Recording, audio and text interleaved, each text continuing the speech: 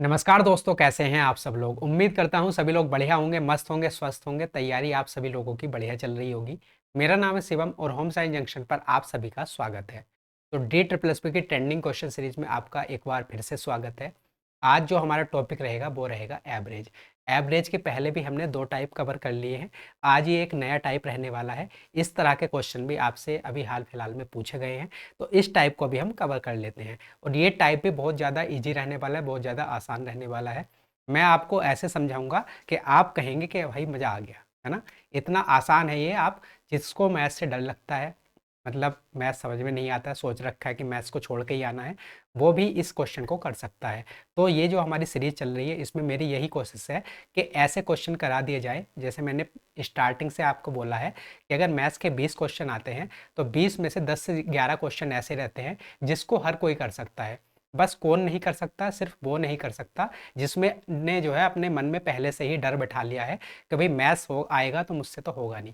जिसने अपने मन में पहले से ही बिठा रखा है उससे नहीं होगा। लेकिन जिसको पता है, जिसने थोड़ी प्रैक्टिस करी है और जो ये सोच के नहीं गया है कि मुझे मैथ्स छोड़ना ही है, वो 10 से 11 क्वेश्चन पक्का करके आएगा। और ये जो सीरीज है उसमें इसी तरह के क्वेश्चनों को मैंने इंक्लूड किया है। तो आज की जब हम क्लास स्टार्ट करेंगे आपको खुद देख के मज़ा आएगा। तो चलिए देख लेते हैं। सबसे पहले मैं आपको कुछ चीज़ें, बेसिक चीज़ें समझा देता हूँ। जैसे हर वीडियो के स्टार्टिंग में मैं करता हूँ, सबसे पहले उसको जो है बेसिक चीज़ें, बेसिक कॉन्सेप्ट आपको समझाता हूँ। उसके बाद जो है क्वेश्चन की हम प्रैक्टिस करते हैं। तो भाई सबसे पहले एवरेज का ये टॉपिक रहने वाला है। तो एवरेज को समझ लेते हैं। बेसिक फॉर्मूला है, एवरेज अगर मुझे निकालना हो तो कैसे निकालूंगा। एवरेज बराबर होता है सम अपॉन टोटल नंबर्स, है ना। ये सबको पता है। एवरेज अगर औसत मुझे निकालना है तो क्या होता है, कुल संख्याओं का योग सभी को जोड़ दो बटे जितनी संख्याएं उनसे भाग कर दो, तो मेरा क्या आ जाता है, एवरेज आ जाता है या फिर औसत आ जाता है। ये तो बिल्कुल बेसिक सा फॉर्मूला है ना। अब बात आती है, मैं कुछ चीज़ें आपको समझाता हूँ, बड़े आराम से सुनना। मुझे आप बताइए, अगर मुझे एक, दो और तीन, ये तीन संख्याएं दे रखें, इनका एवरेज निकालना है, औसत निकालना है, तो कैसे निकालेंगे। तो बड़ा आसान है भाई। सभी को जोड़ दो, सभी को जोड़ेंगे तो कितना आएगा, तीन, दो, पाँच और एक छः। इनका सम कितना आ गया, छः। और टोटल नंबर कितने हैं, तीन है, तो तीन से भाग कर देंगे, कितना आ जाएगा, दो। तो इनका औसत कितना आ गया, एवरेज आ गया मेरे पास, दो। अब मैं आपसे कहता हूँ कि आप मुझे एक, दो, तीन और चार, इनका औसत बता दो। तो ये भी बड़ा आसान है। देखिए, चार, तीन, सात, दो, नौ और एक, 10। इनका सम कितना आ गया, 10। और टोटल संख्याएं कितनी है, चार। चार से भाग कर देंगे, कितना आएगा, 10 को चार से भाग करेंगे, कितना आएगा, 2.5। तो औसत यहाँ पर आया दो, यहाँ पर आया 2.5। अब एक और बताइए, एक, दो, तीन, चार, पाँच, इनका औसत बता दो। तो आप कहेंगे भाई चार, तीन, सात, दो, नौ और एक, 10, तो ये पहले ही था, प्लस पाँच और हो गया, तो औसत आया हमारे पास 15। टोटल संख्याएं कितनी है, पाँच। पाँच से भाग कर दो, औसत आ गया तीन। लास्ट एक और बता दो, है ना। एक, दो, तीन, चार, पाँच और छः, इनका औसत और बता दो। तो पाँच तक था, देखो इनका योग 15 प्लस छः और हो जाएगा, कितना हो जाएगा, 21। टोटल संख्याएं कितनी है, छः। छः से भाग कर देंगे तो कितना आएगा, 3.5। तो इतनी चीज़ें आपने समझ ली, क्या क्या आया। अब मैं आपको कुछ बताने की कोशिश कर रहा था इसके जरिए। क्या भाई, देखिए यहाँ पर हमारे तीन नंबर थे, एक, दो, तीन। तो इनका औसत क्या आया, हमारे पास दो आया। दो क्या है, बीच वाला नंबर। तो हमेशा जो औसत आता है, जो एवरेज आता है, वो क्या आता है, बीच वाला नंबर आता है। इस बात को आपको ध्यान रखना है। जो हमेशा हमारा औसत आएगा वो क्या आएगा, बीच वाला नंबर। मतलब आपको बहुत सारे नंबर दे रखे हैं, तो औसत जो होगा वो बीच वाली संख्या होगी। क्लियर है इतनी बात। जैसे यहाँ पर तीन संख्याएं थी तो हमें पता चल गया कि भाई एक इधर छोड़ दो, एक इधर, बीच वाली संख्या होगी हमारा औसत। लेकिन यहाँ पर चार संख्याएं सम हैं, संख्याएं चार हैं। तो अब इसमें हम कैसे पता लगाएं कि बीच वाली संख्या कौन सी है। तो भाई यहाँ पर चार संख्याएं हैं, तो देखिए एक इधर छोड़ दो, एक इधर, बीच वाली संख्याएं कौन सी बची, दो और तीन। तो औसत क्या होगा, इन दोनों का आधा होगा, मतलब इन दोनों के बीच की संख्या। तो दो और तीन के बीच की संख्या क्या होती है, ढाई। दो प्लस तीन को जोड़ेंगे, पाँच बटे दो करेंगे, कितना आएगा, ढाई। तो इन दोनों की जो बीच की संख्या है वो कितनी है, 2.5। और देखिए एवरेज भी हमारा कितना था, 2.5। क्लियर है इतनी बात। ऐसे ही आगे बढ़ते हैं। यहाँ पर हमारे पास पांच नंबर हैं, तो हमें अगर यहाँ पर एवरेज निकालना है तो क्या होगा, बीच वाली संख्या। तो देखिए दो इधर छोड़ दो, दो इधर छोड़ दो, बीच वाली संख्या बची है तीन। तीन ही हमारा औसत होगा, और जो हमने एवरेज निकाला था वो भी क्या है, तीन है। ऐसे ही मैं यहाँ पर बात करता हूँ, तो यहाँ पर छह संख्याएं हैं। तो देखिए छह संख्याओं में अब बीच की संख्या हम कैसे निकालें। तो देखिए दो इधर छोड़ दो, दो इधर छोड़ दो, तो बीच की ये दो संख्याएं हमारे पास आई। तो जो औसत होगा इन दोनों संख्याओं के बीच की संख्या होगी। तो तीन और चार के बीच में क्या होगा, 3.5। तो 3.5 क्या हो जाएगा, हमारा औसत हो जाएगा। और देखिए 3.5 भी हमारा क्या है, औसत है जो हमने निकाला है। तो आप इस चीज़ को समझ पाए ना, कि जो भी औसत होता है हमारा वो बीच वाली संख्या होती है। आपको बस दिमाग में ये वाली बात याद रखनी है, और आगे अब हम जो है क्वेश्चन की प्रैक्टिस करेंगे, तो आप चुटकियों में क्वेश्चन के आंसर निकालेंगे। आगे बढ़ते हैं, अभी क्वेश्चन की प्रैक्टिस कर लेते हैं। तो सबसे पहला क्वेश्चन है 23 जुलाई 2025 पीजीटी केमिस्ट्री के एग्जाम का। यहाँ पर ये बोल रहा है कि find the average of the first 11 multiples of 19, है ना।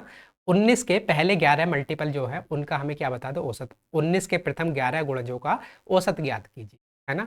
तो सबसे पहले तो जो मैंने आपको बातें बताई है उसको याद रखना, लेकिन इस क्वेश्चन को करने का जो बेसिक तरीका होता है वो भी मैं आपको बता देता हूँ, है ना। क्योंकि चीज़ें आपको सारी पता होनी चाहिए। आपको एग्जाम में ऐसा नहीं करना जैसे मैं अभी बताऊंगा, एग्जाम में जो मैंने तरीका समझाया उसी से करना, लेकिन एक बार मैं बेसिक तरीका भी आपको बता देता हूँ। तो देखिए 19 के प्रथम 11 गुणजों का हमें औसत निकालना है।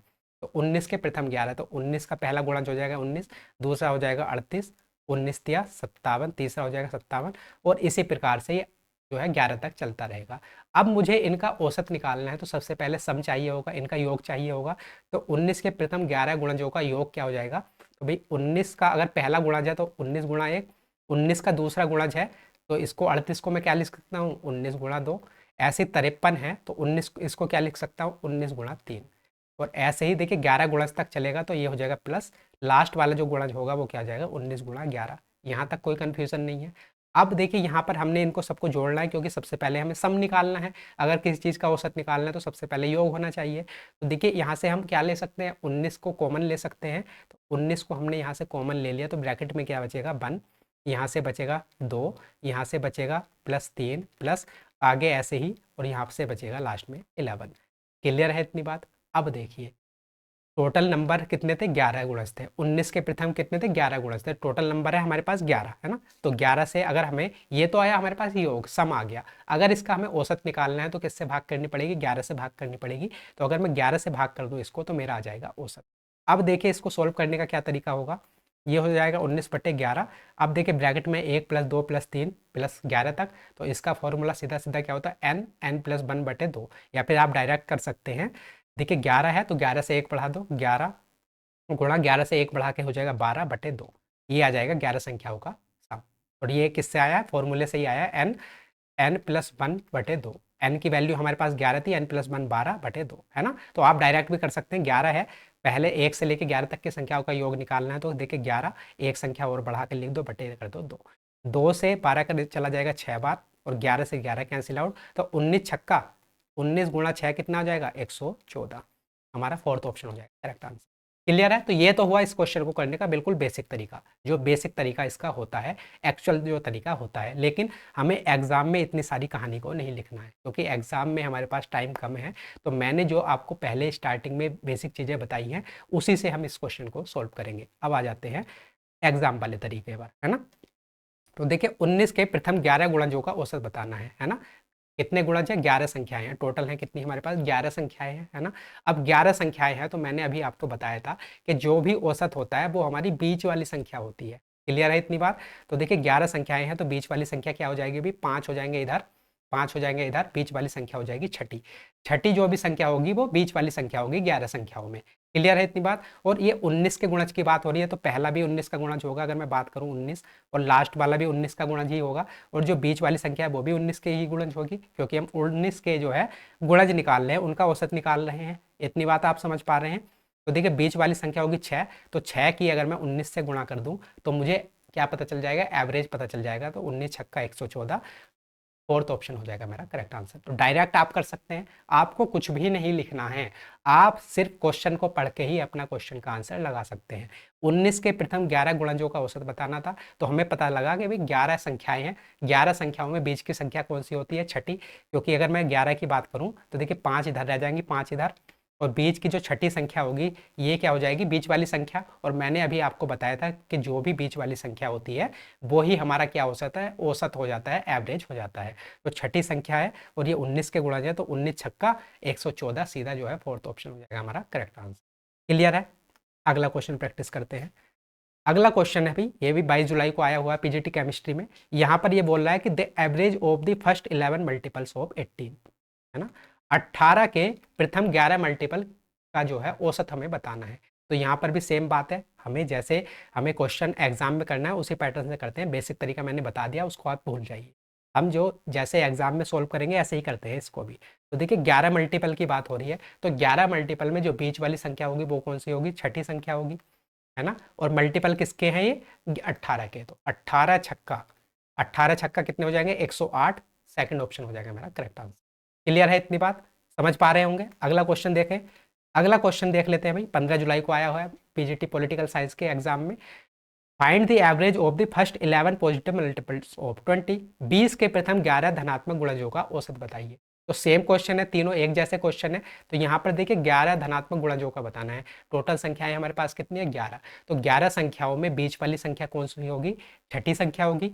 और ये गुणज किसके हैं, 20 के, है ना, 20 के गुणज है। तो 20 छक्का कितने हो जाएंगे, 120। तो मेरा जो है फोर्थ ऑप्शन हो जाएगा करेक्ट आंसर। तो आपने देखा ना कितना आसान क्वेश्चन है ये। अगर आपने इसको समझ लिया, इस तरीके को आपने समझ लिया, तो आप क्वेश्चन को पढ़ेंगे, क्वेश्चन का आंसर करेंगे। क्लियर है। तो देखिए जो मैंने बताया था कि भाई 20 क्वेश्चन में से 10 से 11 क्वेश्चन ऐसे ही आते हैं, तो ये वही वाले क्वेश्चन है जो आपके लिए बिल्कुल जो है, आप मान के चलिए फ्री के नंबर है। और अगर मान के चलिए कि 20 क्वेश्चन आपके आ रहे हैं मैथ्स में, है ना, 20 क्वेश्चन में से 3 से 4 क्वेश्चन मुश्किल आते हैं, मान लिया मैंने भी आते हैं, कैलकुलेटिव आते हैं। तो भाई जब आप जो है ऐसे क्वेश्चन में अपना टाइम बचाओगे, इस क्वेश्चन में आपको कितनी देर लगेगी, आपने क्वेश्चन पढ़ा सीधा इसका आंसर लगा दिया तो कितनी देर लगी। तो ऐसे क्वेश्चन से बचा के टाइम आपको जो है, जिसमें थोड़ी कैलकुलेशन होती है, थोड़े कैलकुलेटिव होते हैं, उनको अपना टाइम देना होता है। ऐसी तो चीज़ें बैलेंस होती हैं, ऐसे टाइम मैनेजमेंट होता है हमारा, है ना। तो आपको जो है ऐसे क्वेश्चन की प्रैक्टिस करके जाना है। अगर आपको वीडियो अच्छी लगी है तो लाइक कर देना, शेयर कर देना, और कमेंट बॉक्स में मुझे ज़रूर बताना कि आपको तरीका कैसा लगा। ऐसी छोटी छोटी वीडियोज़ मैं आपके लिए और भी लाता रहूँगा, जो आपके लिए कम समय में ज़्यादा हेल्पफुल रहेंगी। चलिए मिलते हैं अगली वीडियो में, तब तक के लिए नमस्कार, धन्यवाद। अपनी तैयारी ऐसे ही अच्छे से करते रहिए।